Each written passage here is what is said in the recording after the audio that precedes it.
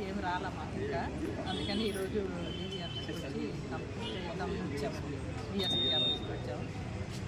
మాకు న్యాయం చేయాలి, న్యాయం చేయాలి దీక్షలు చేస్తాం,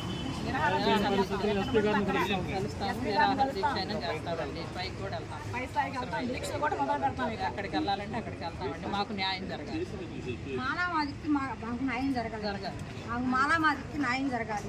మాకు ఎక్కడైనా సరే ఎప్పుడైనా ప్రశాంతంగా ఉండాలి. ఇక్కడ మాకు వాళ్ళు వీళ్ళని లేదు, మేము అందరం కలిసే ఉంటాం. 30 సంవత్సరాల నుంచి మేము కాలనీలో ఉంటున్నాం. మాకు మాది కానీ ఇప్పుడు ఏమొచ్చి మాకు తీసుకొస్తుందండి క్యాస్ట్ ఫీలింగ్. రోడ్ల మీద నడుస్తుంటే మాకు వస్తుంది అలాగేయండి. ఈ రోజుల్లో ఈ కుల భేదాలు ఎందుకు మాకు? మేము అడగంగానే వాళ్ళకి మైలు ఉంటుందా?